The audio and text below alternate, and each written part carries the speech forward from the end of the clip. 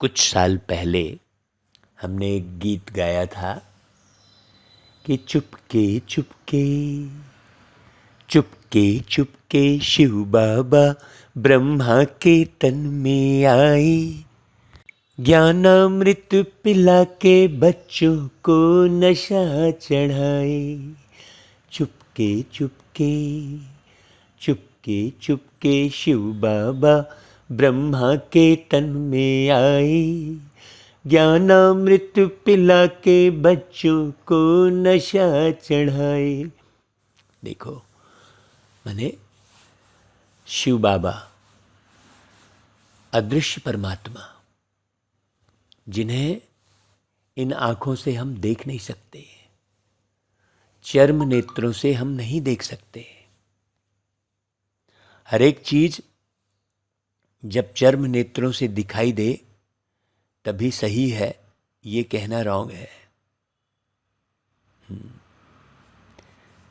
इस संसार में बहुत सी चीजें चर्म नेत्रों से दिखाई नहीं देती, लेकिन है। जैसे बीज जमीन में जाता है और वो वृक्ष बनकर निकलेगा, ये चर्म नेत्रों से नहीं दिखाई देता, थोड़ी मालूम रहता है, ज्ञान रहता है कि ये वाला बीज इस प्रकार से पृथ्वी पर डालेंगे तो इस प्रकार से फल होंगे।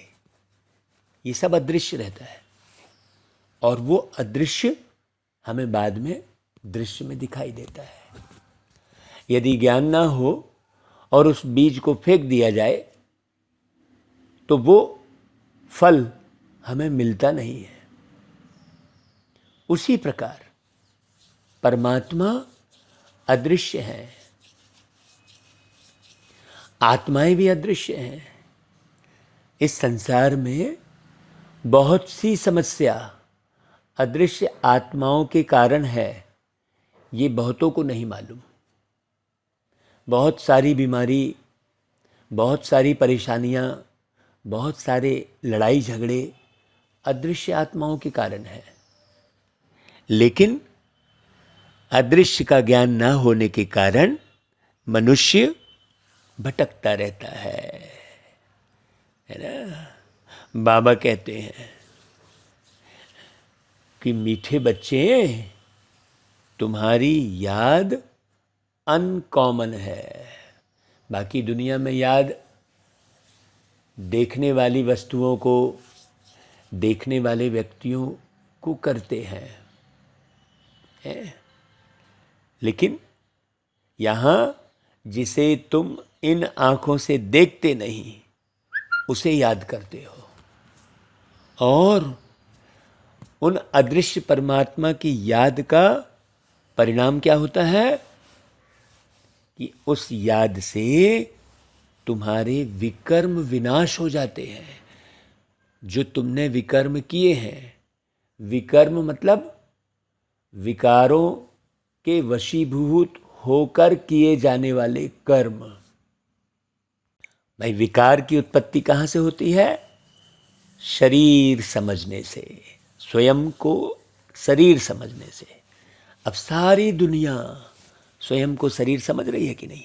देखो, तो स्वयं को शरीर समझने के कारण जमाने भर के विकार उत्पन्न हो रहे हैं। बाबा ने आकर बताया कि किस एक आदत का त्याग करो तो सब गुण स्वतः आते जाएंगे। आधा कल्प से, जो 2500 साल से जो देह अभिमान में आने की आदत जो पक्की हो गई है, अब इस आदत का त्याग करो। बाबा ने यही सूक्ष्म पढ़ाई पढ़ाई है कि किसे देह अभिमान कहेंगे और किसे आत्माभिमानी स्थिति कहेंगे। शिव बाबा जो कि विदेही हैं, जिन्हें शिव की पिंडी के रूप में पूजा जाता है, 12 ज्योतिर्लिंग कहते हैं, जिसमें आँख, कान, नाक, मुंह कुछ नहीं दिखाते, और उनकी पूजा करते हैं। लेकिन लोग जानते नहीं हैं, पूजा जरूर करते हैं, लेकिन हम जानते हैं कि वो विदेही है, ज्ञान का सागर है, ऐसे शिव बाबा जो मोस्ट बिलवेड हैं उन्हें याद करो। कोई भी देहधारी की याद न रहे तो सब क्वालिफिकेशन आ जाएगी और डिफेक्ट निकल जाएंगे। इतना सरल और सुंदर सा जो है आइडिया बाबा ने बताया। सोचो, आत्मा पवित्रता का सागर बन जाएगी, खुशी का पारा चढ़ा रहेगा, सब गुण स्वतः आ जाएंगे। एकदम सिंपल सी बात है भाई। आप गौर करिए, आपको जो कुछ भी तकलीफ है, कष्ट है, परेशानी है, उस तकलीफ की याद आती है तो आपको तकलीफ बढ़ जाती है ना भाई। और यदि याद ही नहीं है आपको तो कहाँ से महसूस होगा। सोचो, मुख्य है हम जो अंदर में याद करते हैं सारा दिन, किसको किसको याद करते हैं। क्रोधी व्यक्ति को याद करोगे आप, अरे वो फलाना बहुत क्रोध करता है। दुर्व्यवहार करने वाले व्यक्ति को याद करते हो, बीते हुए कष्टों को याद करते हो। आप याद क्या क्या चीज़ करते हो, जरा गौर करना। अपने नाते रिश्तेदारों को याद करते बैठे रहते हो, कहीं घूम कर आए, कुछ देख कर आए, उसको याद करते बैठे रहते हो, है ना।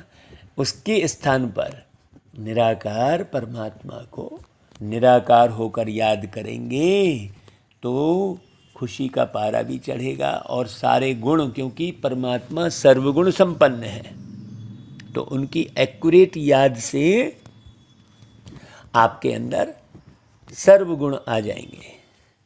गीत गाते हैं ना भाई, ओम नमो शिवाय। ये गीत भाई किन की महिमा का है? परमपिता परमात्मा की महिमा का है, जो कि सबके बेहद के बाप हैं, है ना भाई। ओम शांति। तो बाबा कहते हैं कि बच्चों ने अपने बेहद के बाप की महिमा सुनी और बच्चों के आगे वह बेहद के बाप सम्मुख बैठे हैं। वाणी चल रही है उनकी, आप वाणी सुनेंगे तो आपको क्लियर होगी कि भाई ये वाणी तो एक परमात्मा ही बोल सकते हैं। एक एक लाइन आप सुनेंगे ध्यान से तो आपको क्लियर होगा। हर एक बच्चे की बुद्धि में यह जरूर आना चाहिए कि हम उन शिव बाबा जिनकी यह महिमा है उनके सम्मुख बैठे हैं और उनसे हम 21 जन्मों के लिए सदा सुख का वर्षा ले रहे हैं, है ना भाई।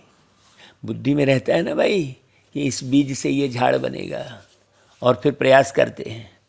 वैसे ही यह याद आने से ही खुशी का पारा चढ़ना चाहिए कि भाई 21 जन्मों का वर्षा हमें मिल रहा है। कोई फंतासी बात नहीं है ये, है? ऐसे नहीं जिस समय सामने सुनते हो उस समय याद रहे और फिर भूल जाओ, नहीं, भूलना नहीं चाहिए। बच्चे जानते हैं हम फिर से अपना राज्य भाग्य ले रहे हैं, तो बुद्धि चली जाती है उस निराकार बाप की तरफ। उनको बुद्धि से जाना जाता है। दिन रात बुद्धि में यह याद रहना चाहिए कि भाई हम बेहद के बाप से भविष्य 21 जन्मों का वर्षा ले रहे हैं। भाई निश्चय तो पक्का होता ही है। लौकिक माँ बाप में निश्चय बैठा फिर उनमें संशय थोड़े ही हो सकता है, परंतु यह नई बातें हैं। बुद्धि से बाप को जाना जाता है। बच्चे जानते हैं कि हम शिव बाबा के बने हैं, उनसे ही वर्षा मिलना है। हम कल्प कल्प उस बाप से वर्षा पाते हैं। बुद्धि में याद आता है बाबा आप द्वारा हमको फिर से राजाई मिल रही है, हम हकदार हैं। भाई जबकि हकदार हैं तो जरूर बाप को याद करना होगा। जैसे लौकिक बाप से वर्षा लेते हैं वह तो बहुत याद पड़ जाता है। इसमें अनकॉमन बात यह है कि जो बाप को याद करने से हमारे पाप भस्म होंगे, लौकिक बाप को याद करने से पाप भस्म नहीं होते, इसलिए बाप को याद करना पड़ता है। लौकिक बाप की याद तो ऑटोमेटिकली रहती है, इन आंखों से देखते हैं, बच्चा पैदा होता और मम्मा बाबा कहता रहता है, यह बाप इन आंखों से दिखाई नहीं पड़ता, बुद्धि से याद करना है। हम शिव बाबा की ब्रह्मा द्वारा संतान बने हैं और 21 जन्मों का वर्षा पाने के लिए श्रीमत पर पुरुषार्थ करते रहते हैं। भाई कौन सा पुरुषार्थ? इसमें पहले पहले मुख्य है पवित्रता। जितना याद करेंगे बुद्धि पवित्र होती जाएगी, बाबा की याद जितना करेंगे। ऐसे नहीं समझना चाहिए भाई हम तो बच्चे हैं ही हैं, नहीं, याद करना अलग बात हो गई ना। बाप को याद नहीं करेंगे तो विकर्म विनाश नहीं होंगे। बहुत बच्चे समझते हैं हम तो बच्चे हैं और बाप को याद नहीं करते, कहते हैं ना मुख से राम राम कहो, परंतु इस राम का चित्र तो है ही नहीं, माने शिव बाबा का है। वही हम सुनाते हैं कि भाई रामायण में 3 राम की कहानी है। एक राम त्रेता के राजा, जिनके राज्य में ये चौपाई लिखी है कि राम राज्य सपनेहु दुख नाही, और दूजा राम घट घट का वासी, मतलब आत्मा राम, सब में आत्मा बैठी है तो वो घट घट में बैठी आत्मा, और तीजा राम है अर्श निवासी, मतलब 5 तत्वों से परे रहने वाले परमात्मा शिव बाबा। तो इसलिए मनुष्यों का बुद्धि योग चला जाता है किस तरफ? वो धनुर्धारी राम की तरफ, मंदिर में बैठाल दिए हैं, जबकि वैसे राम तो कोई होते ही नहीं है। न घट घट के वासी आत्मा राम वैसे हैं, न त्रेता के राजा राम वैसे हैं, न अर्श निवासी शिव बाबा राम वैसे हैं। अब सोचो, अब पूजा किसकी कर रहे हैं? जो स्वरूप है ही नहीं उसकी पूजा कर रहे हैं, उसको याद कर रहे हैं, तो कहाँ से विकर्म विनाश हो भाई? और बल्कि विकर्म बढ़ते ही जाते हैं। राम नाम जपना पराया माल अपना, वैसा करते हैं। और सदगति दाता शिव जी को तो भूले ही हुए हैं सब।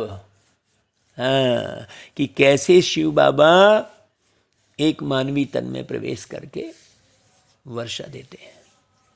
अभी तुम जानते हो शिव बाबा आए हुए हैं, पहले तो जरूर रचयिता शिव बाबा आए होंगे, तभी स्वर्ग रचना रची होगी ना भाई। उसके बाद फिर राम का राज्य चला।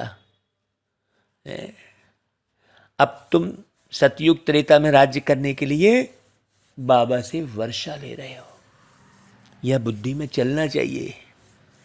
परमपिता परमात्मा शिव आते ही एक बार हैं, राम सीता लक्ष्मी नारायण आदि भी एक ही बार आते हैं, भल पुनर्जन्म लेते हैं, परंतु नाम रूप देश काल सभी बदल जाता है ना भाई।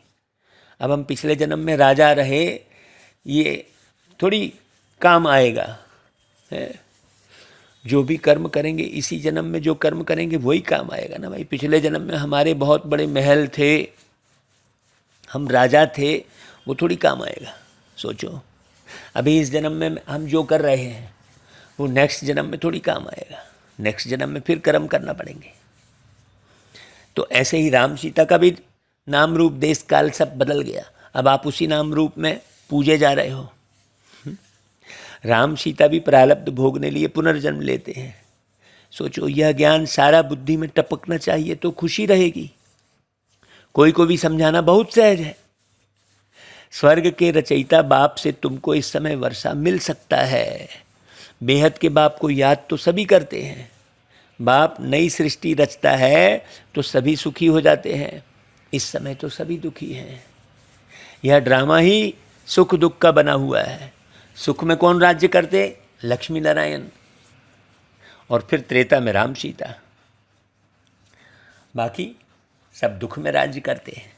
तुम जानते हो इतने वर्ष इस घराने का राज्य चलता है भाई। जैसे क्रिश्चियन समझेंगे हमारे क्राइस्ट ने रजाई रची, फिर Edward the first, Edward the second राज्य करते आए, पास्ट होता जाता है ना भाई।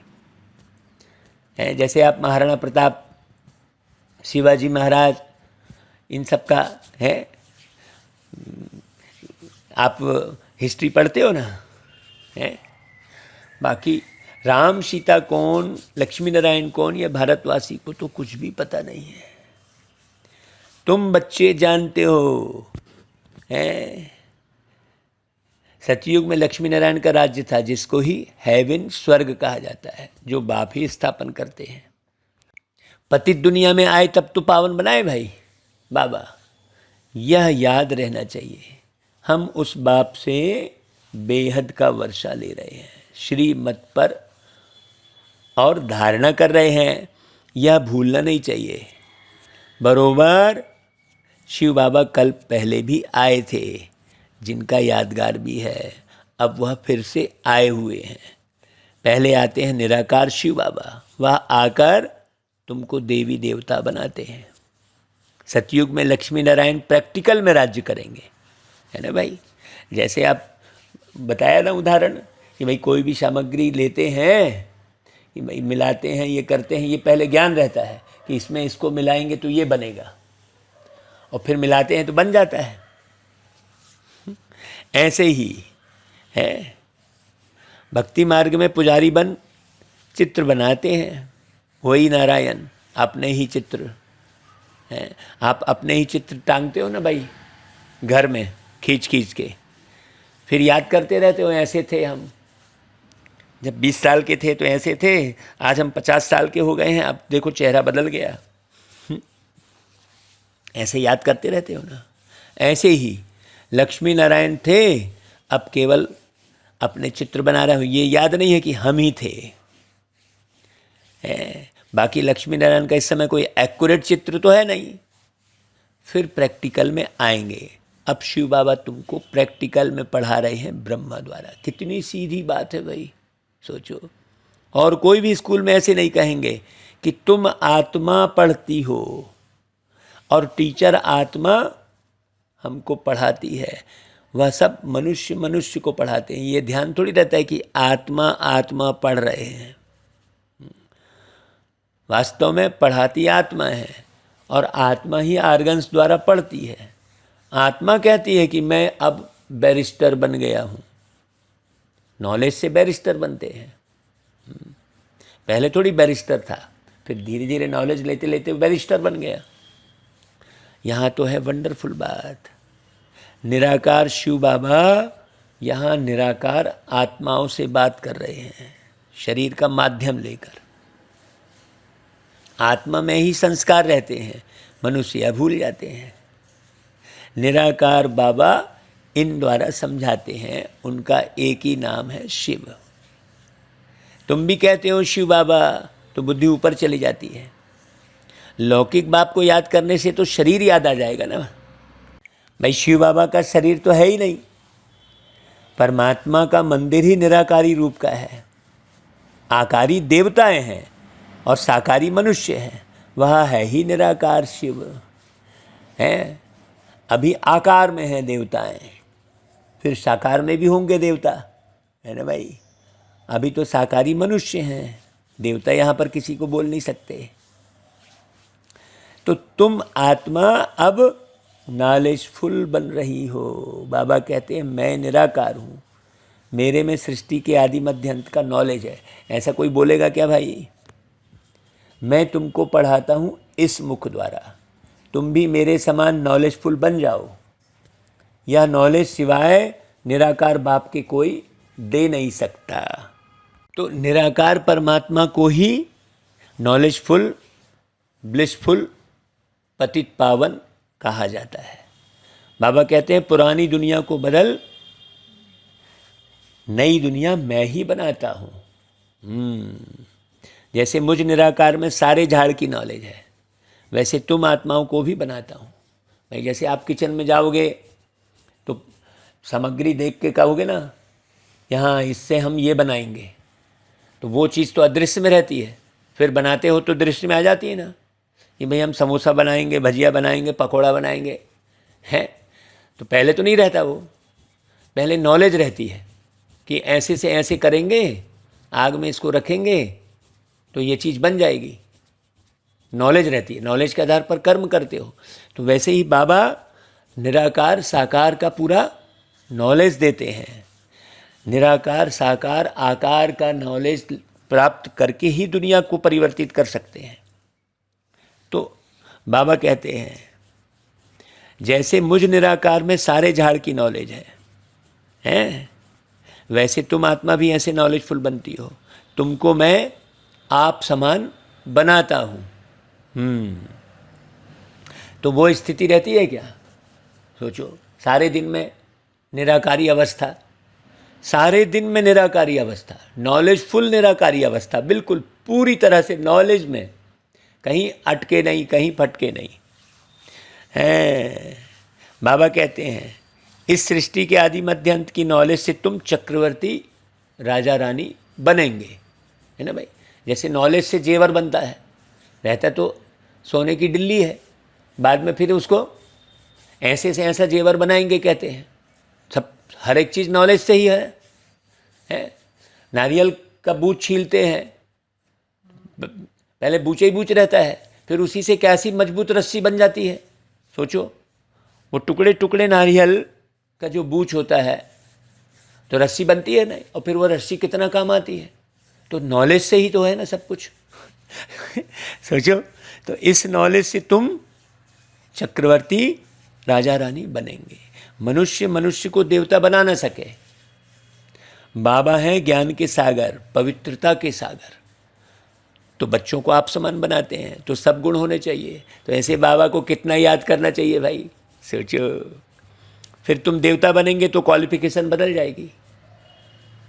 बाप की क्वालिफिकेशन अलग है, वो हमेशा ही ज्ञान के सागर रहेंगे। फिर तुम देवता बनने के बाद ज्ञान के सागर नहीं रह जाते। हाँ, अभी तुमको बनना है कि नहीं भाई। बाबा पवित्रता के सागर हैं और हम आधा कल्प पवित्र रहते हैं।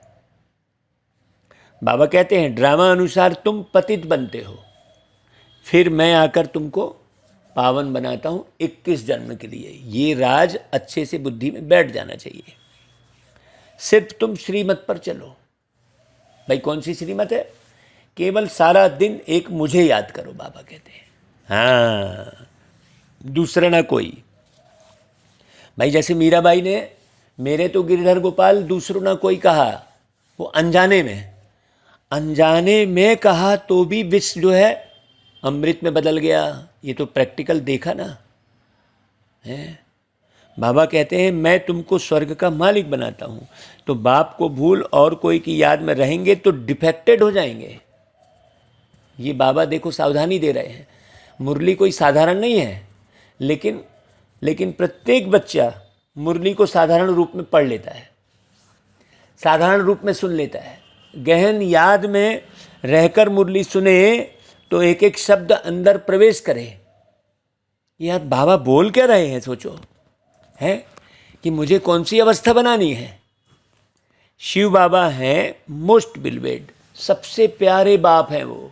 उनसे प्यारा बाप कोई दूसरा इस संसार में होता ही नहीं। भाई आज यदि कोई एक बच्चा किसी को बाप बोल रहा है तो आत्मा को ही तो बाप बोल रहा है ना, उस निराकार आत्मा को ही बाप बोल रहा है ना। ये बुद्धि में नहीं रहता लोगों के कि निराकार आत्मा को ही बाप बोल रहा है। यहाँ निराकार परमात्मा है। देखो ऐसा बाप मिलेगा ही नहीं जिनका अपना कोई शरीर नहीं है, उनको कोई स्वार्थ ही नहीं है। सोचो, वो बाप तो फिर भी अपना स्वार्थ देखेगा ना भाई, क्योंकि उसका अपना शरीर है। सोचो, तो शिव बाबा है ना मोस्ट बिलवेड है। तुम्हारा नाम भी गाया हुआ है वंदे मातरम, तुम आत्मा पवित्र बनती है। अब सोचो, तुम्हारा नाम भी गाया हुआ है वंदे मातरम, मतलब तुम आत्मा स्त्रीलिंग हो पूरा टोटल, शरीर चाहे पुरुष का हो। ये बड़ी गहरी समझने की बात है। बाबा हमेशा कहते हैं तुम पवित्र बन भारत को स्वर्ग बनाते हो, इसलिए तुम्हारा नाम बाला है, शिव शक्ति पांडव सेना है। वंदे मातरम कहा तो हमें नशा चढ़ना चाहिए, चाहे हम पुरुष शरीर में बैठे हैं तो भी हमें नशा चढ़ना चाहिए। भाई वाह, हम आत्मा ही वंदना करने के लायक बनती हैं, तब फिर मंदिर में हम पूजे जाते हैं। भाई मंदिर में लक्ष्मी नारायण पुरुष शरीर भी है और नारी शरीर भी है, दोनों पूजे जा रहे हैं ना। क्यों वंदना कर रहे हैं सब? क्यों? क्योंकि उन आत्माओं ने वैसा स्वरूप धारण करके वो सेवा की है। वो एक्चुअल में वो लक्ष्मी नारायण वाली स्थिति में सेवा नहीं की है, हैं? सेवा कौन सी स्थिति में की है? अभी हमने की है, लेकिन पूजा किसकी हो रही है? क्योंकि शरीर भी पवित्र और आत्मा भी पवित्र। ये बड़ी समझने की बात है। इतनी गहरी समझ किसकी बुद्धि में आएगी? जिसकी बुद्धि देह दुनिया दौलत में, नाम मान शान में, प्रसिद्धि में नहीं भटकती रहेगी, उसकी बुद्धि में ही समझ में आएगा। बाकी जो प्रसिद्धि में भटक रहा है उसके बुद्धि में नहीं बैठेगा ये ज्ञान। तो तुम पवित्र बन भारत को स्वर्ग बनाते हो। तुम पांडव भी हो क्योंकि परम धाम की यात्रा पर युद्ध के मैदान में खड़े हो। अब वो कहानी गढ़ी है, इसलिए बाबा को ये सब बताना पड़ रहा है माया पर जीत पाने के लिए। और उन्होंने कौरवों पर जीत पाने की बात दिखा दी है। बच्चे जानते हैं हमको शिव बाबा के जैसा मास्टर ज्ञान सागर, पवित्रता का सागर बनना है, तो देह का अहंकार टूट जाना चाहिए, तब बन पाओगे। जन्म जन्मांतर देह धारण की है तो वह आदत पक्की हो गई है असल में, है। सतयुग में 8 जन्म लिए, फिर त्रेता में 12 जन्म लिए, हैं, फिर 21 जन्म द्वापर युग में लिए, फिर कलयुग में 42 जन्म लिए। ऐसे 83 जन्म लेते लेते क्या हो गया? वो 84वां जन्म विदेही बनना बड़ा मुश्किल हो रहा है अब इस आदत का त्याग चाहिए, बाबा कह रहा है। जैसे बाप निराकार है तो देह अभिमान कहाँ से आया भाई? तुमको भी इस पुरानी देह को छोड़ मेरे पास आना है, ऐसा कोई बोलेगा क्या? किसी भी सभा में कोई भी, इतने टीवी में आ रहे हैं ये करेंगे वो करेंगे, कोई ऐसा बोलता है क्या कि तुम विदेही हो? ऐसा बोलता है कोई? कोई नहीं बोलता। वो तो विदेही परमात्मा ही बोलेंगे ना भाई, कि तुमको ये सब देह छोड़ मेरे पास आना है। विनाश होता है तो कुछ कारण तो होगा ना भाई। बर्थ नाटे पहनी चीज का ही विनाश होता है। अब तुमको स्वर्ग चलने लायक बनाते हैं, वहाँ सदैव सुख ही सुख है, सुख धाम और शांति धाम, और यह है दुख धाम। इसे समझो अच्छे से। अशांत किया है किसने? विषय विकारों ने, जिसे रावण कह रहे हैं। फिर शांति देने वाले कौन है? निराकार परमपिता परमात्मा। कोई कहते हैं मन की शांति चाहिए। बोलो कैसी शांति चाहिए भाई? पूछो उनसे। मन की शांति चाहिए कैसी? या तो है दुख धाम। क्या तुमको सुख धाम चलना है क्या? बाबा को याद करो तो सुख धाम चलेंगे। अशांत करने वाला है रावण, माया, जो यहाँ चारों तरफ हाजिर है। हर एक व्यक्ति लोभी है, इसलिए उससे डर लगता रहता है कि लोभ के वशीभूत होकर कुछ गड़बड़ ना कर दे। लोभ के वशीभूत होकर तो चोरी करते हैं। ये लोभ के कारण ही सब घरों में ताला लगे हुए हैं नहीं तो ताले की जरूरत ही नहीं है। सोचो, ये ताले की इतनी बड़ी फैक्ट्री बनी है किसके कारण? लोगों के अंदर लोभ विकार है। बहुत गहरी बात, बड़ी गहरी बात समझने की है ये सब, है। तो अब सतयुग में चलना चाहते हो तो चलो। हर एक आत्मा जीवन मुक्ति जरूर चाहती है ना। परेशान हो जाती है, हे भगवान अब तो चलूँ मैं यहाँ से, ऐसा कहती है ना भाई हर एक आत्मा। कई परेशान होकर फांसी लगा लेते हैं, शरीर से अलग हो जाते हैं, लेकिन बिना ज्ञान के क्या होगा उनका? भटकेंगे ना भाई। ऐसे नहीं सब सतयुग में आएंगे, जीवन मुक्ति में चलेंगे। वह तो सिर्फ तुम बच्चे ही जाते हो, बाबा कहते हैं, जो ज्ञान हासिल करता है। बाकी जो आत्माएं ऊपर से आती हैं वह पहले जीवन मुक्त में है ही, माया की परछाया नहीं लगती है। सतो प्रधान बन फिर सतो रजो तमो में आते हैं। माया के होते हुए भी आत्मा को सुख जरूर भोगना है, दुख नहीं हो सकता, क्योंकि पवित्र है ना भाई। पहले पहले आते हैं तो चाहे वो एक जन्म के लिए आए हैं तो सुख पाएगा ना वो। फिर अपवित्र होने से दुख पाएंगे, ये किसी को नहीं मालूम भाई। लोभ में पड़कर चोरी की तो फिर दुख पाए, विषय वासना में पड़कर एक दूसरे पर दृष्टि खराब की तो दुख पाए, है ना भाई। तो अपवित्र होने से ही दुख पाएंगे, ऐसे नहीं आने से ही दुख पाते हैं। यह सुख दुख का खेल बना हुआ है। बाबा अब हमको बेहद के सुख में ले जा रहे हैं। हाँ, बाबा के ख्यालात चलते रहते हैं। मनुष्यों को भीति देने के लिए कोई बोर्ड लगाना चाहिए। सिर्फ चित्र देख मनुष्य मूंझते हैं। समझो, मान लो शिव बाबा का चित्र रखते हैं और नीचे लिख देते हैं DT world sovereignty is your God fatherly birth right. मनुष्य चित्र देख कहेंगे भगवान, ऐसा थोड़ी होता है। भगवान का रूप क्या है? फिर भी लिखा हुआ रहता है, बहनों और भाइयों, आकर बेहद के बाप से 21 जन्म सदा सुख पाने का पुरुषार्थ करो। वह तो जब कोई सम्मुख आए तब समझाया जाए ना भाई। निमंत्रण देते हैं, दिन प्रतिदिन बहुत शॉर्ट बनाना होता है, पिछाड़ी में शॉर्ट होता जाएगा, मन मनावा बस।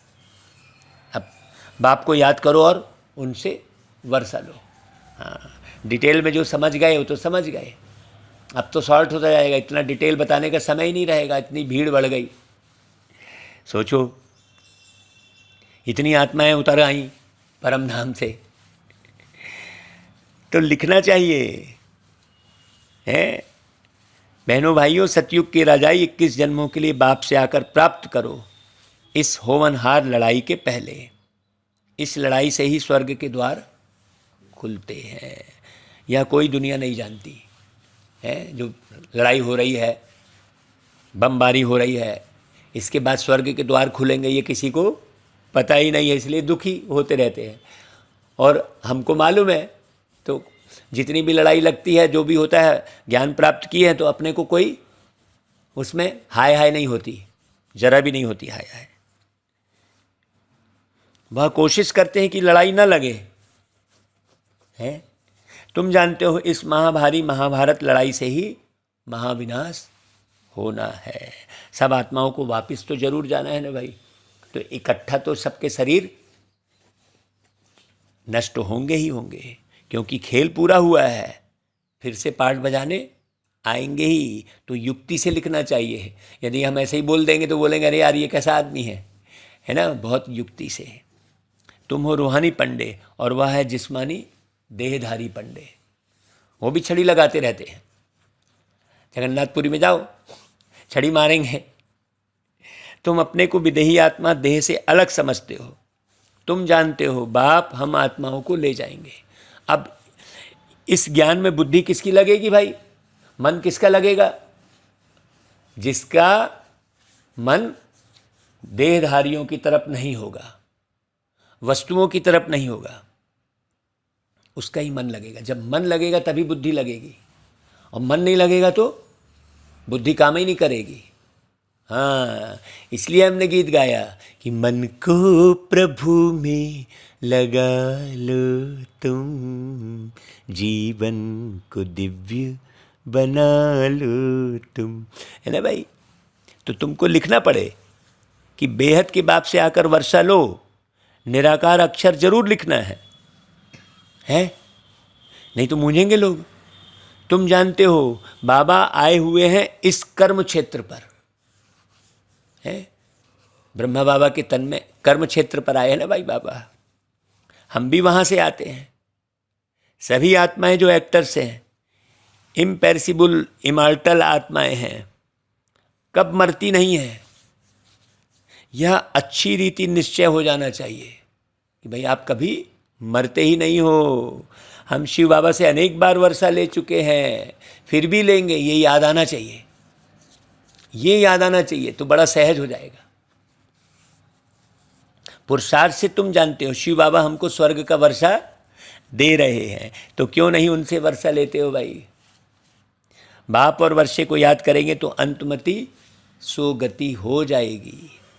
बाकी सिर्फ राम राम कहने से मुक्ति थोड़ी हो जाएगी। सोचो, अखबार में डालते हैं फलाना स्वर्गवासी हुआ, उनसे पूछना चाहिए भाई स्वर्ग किसको कहते हैं? यह तो नर्क है, तो पुनर्जन्म भी नर्क में ही लेंगे ना। स्वर्ग है तो पुनर्जन्म स्वर्ग में लेंगे। स्वर्ग है तो, है ना भाई। अगर कोई शरीर छोड़ नर्क से स्वर्ग गया, वहाँ तो उनको बहुत वैभव मिलेंगे, फिर नर्क के वैभव खिलाने उनको स्वर्ग से नर्क में क्यों बुलाते हो भाई? हैं? फिर तेरही आदि क्यों कर रहे हो? जब वो स्वर्गवासी हो गया तो वहाँ तो ज़्यादा वैभव होंगे ना भाई। उनको नर्क का भोजन खिलाएंगे तो ऐसी बुद्धि हो जाएगी, जैसा अन्न वैसा मन हो जाएगा, ऐसा समझा सकते हैं। स्वर्ग में तो दूध घी की नदियाँ बहती हैं, तुम तो घासलेट का खाना खिलाएंगे। श्रीनाथ द्वारे में अच्छे घी का भोग लगता है क्योंकि वहाँ राधे कृष्ण का चित्र है। सोचो, है ना भाई। तो उन्हों की याद में भोग भी अच्छे अच्छे वैभव बनाकर लगाते हैं। सोचो, है, उन्होंने वैसा खाया पिया होगा ना भाई। ऐसा भोग और कहाँ नहीं लगता। जैसे यहाँ पर किसी की डेथ होती है तो उसके जाने के बाद उसकी पसंद की चीज़ बनाते हैं ना, तो जगन्नाथ के मंदिर में भी चावल का भोग लगाते हैं, वहाँ वैभव नहीं चढ़ाते। अभी कितनी गहरी बात है। अब तो नर्क है ना, तो दुख है। स्वर्ग में तो सुख था। पूरा प्रैक्टिकल दिखाई दे रहा है ना। उड़ीसा की स्थिति और बाकी दूसरे राज्यों की स्थिति है।